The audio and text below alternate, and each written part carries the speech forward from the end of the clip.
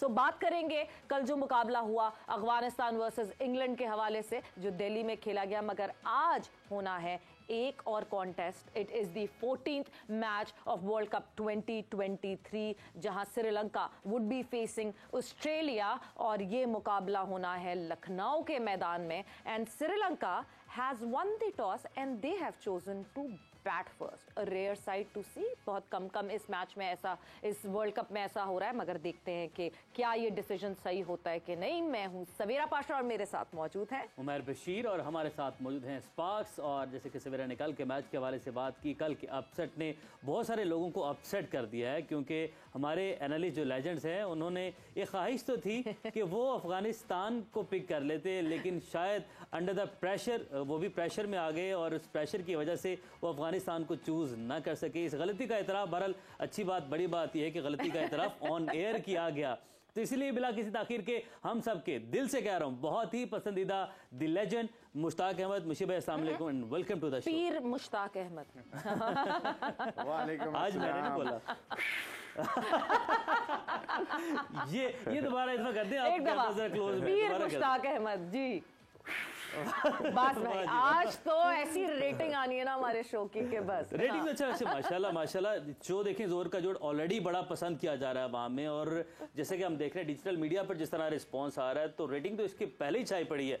आज देखते हैं कि इस जो इन्होंने फूंक मारी है ना, इसका असर कहां तक जाता है, 7 वाली सीट पर जाता है कि नहीं जाता, जो कि पॉइंट्स टेबल पर लीड कर रहे हैं हम सब के पसंदीदा मोहम्मद यूसुफ भाई अस्सलाम वालेकुम। और ये अब आपको उन्होंने दम कर दिया है, अब आप नीचे आएंगे, ये अब आप देख लीजिएगा, आज से आपका रिवर्स शुरू हो जाएगा। अस्सलाम वालेकुम, वेलकम टू द शो। वालेकुम अस्सलाम, बहुत शुक्रिया बाबा जी।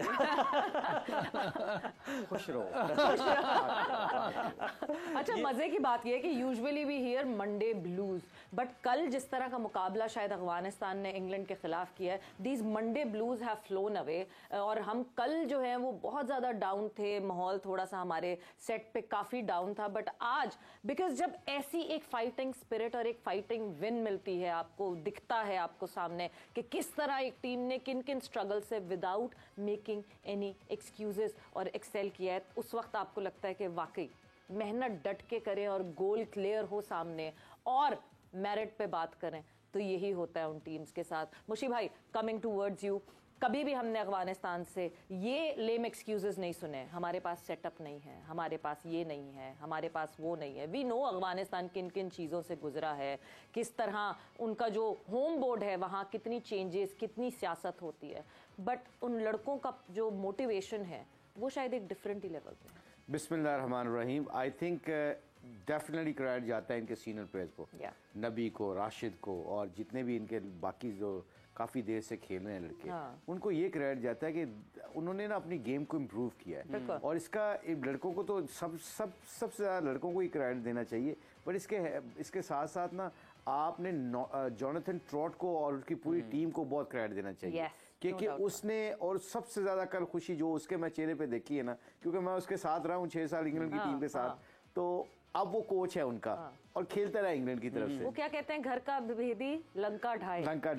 अब वो जब ऐसा खेलेगा ना, एक नेचुरल आपके अंदर एक ऐसा होता है, इंसानी फितरत है कि मैं इंग्लैंड का प्लेयर रहा हूं और मुझे इन्होंने ऑफर नहीं की या मुझे नहीं रखा अपने सिस्टम में, जो कि इनके सिस्टम में हिस्सा बन चुका था।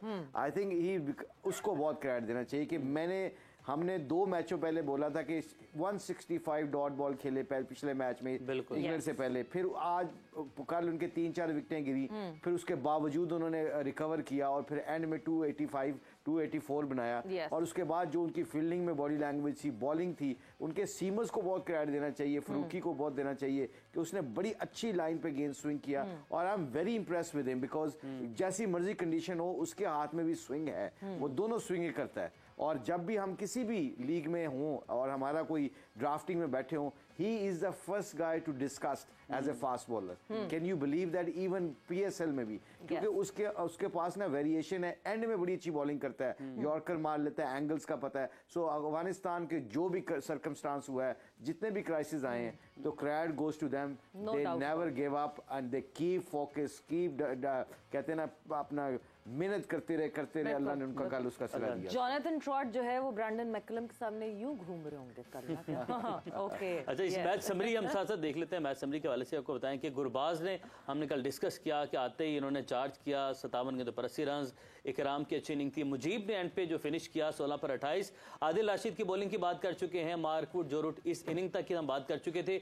उसके बाद क्या हुआ यूसुफ भाई, वो अब हम ये देखते हैं कि इंग्लैंड की टीम है 40 ओवर्स तक सर्वाइव कर पाई अगेंस्ट अफगानिस्तान। हैरी ब्रुक उन्होंने 66 रन बनाए, मलान ने 32, आदिल राशिद इन्होंने जो कि टेल के तौर पर आए और इन्होंने 20 रन बनाए। तो क्या बैटिंग किया इंग्लैंड ने? बिस्मिल्लाहिर्रहमानिर्रहीम। सबसे पहले तो अफगानिस्तान ने जितनी अच्छी क्रिकेट खेली है और जिस टीम के ख़िलाफ़ खेली है, ये बहुत क्रेडिट जाता है अफगानिस्तान को। और उन्होंने मॉडर्न डे क्रिकेट खेली है। सबसे पहले तो उनके बैटर्स ने प्रेशर डाला है इंग्लैंड की बॉलिंग पर कि 12 या 13 ओवर्स में उन्होंने 100 रन्स कर दिए। ये बहुत बड़ी अचीवमेंट है अफगानिस्तान की अगेंस्ट इंग्लैंड के ख़िलाफ़, जो इस टाइम पूरी दुनिया में नाम चल रहा है बेसबॉल और बड़ी अग्रेसिव क्रिकेट जो भी है। गुरबाज बॉल हुआ कल तो, कल तो गुरबाज बॉल हो गया। बिल्कुल ऐसे ही है, बिल्कुल ठीक है। Why don't we say trot ball? हाँ, ये भी ट्रॉट बॉल भी कह सकते हैं। Oh, it's Baz versus Trott now.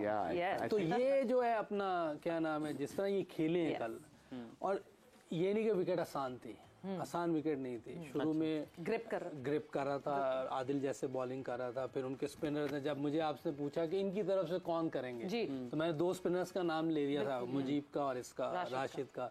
तो उन दोनों ने 3-3 आउट किए हैं।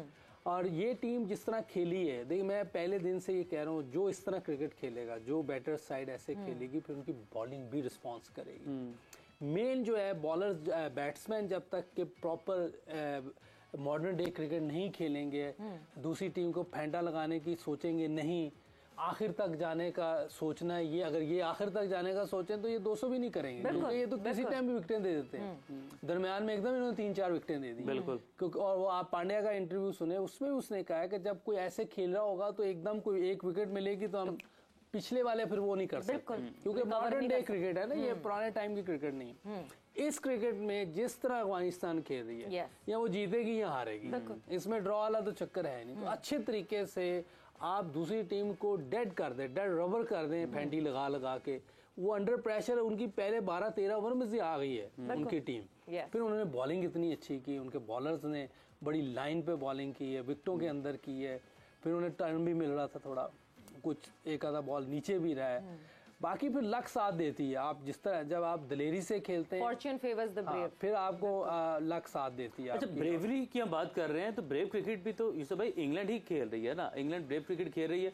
और ये टारगेट चेजेबल था कि नहीं था? इंग्लैंड अपनी गलती से हारा। चेजेबल टारगेट, लेकिन जिस तरह उनका फ्लो बना होता है ना कि तेज खुला खेलना है, उस पे वो देखे थोड़ा सा स्विंग होता है, वो उनको मुश्किल होगी। वो जॉनी बेयरस्टो को मैं पिछले 3 गेमों में देख रहा हूँ, जहाँ थोड़ा स्विंग होता है उसकी बात हो जाती है। वो बिल्कुल मेरा ख्याल ऐसी विकेटों पे आदी हो गया है। इंग्लैंड में जो उसने रन्स किए हैं वो बिल्कुल फ्लैट विकेट्स पे किए हैं। उस पे थोड़ा सा है अपना जो रूट पे, वो एक प्रॉपर प्लेयर है, वर्ल्ड क्लास प्लेयर है।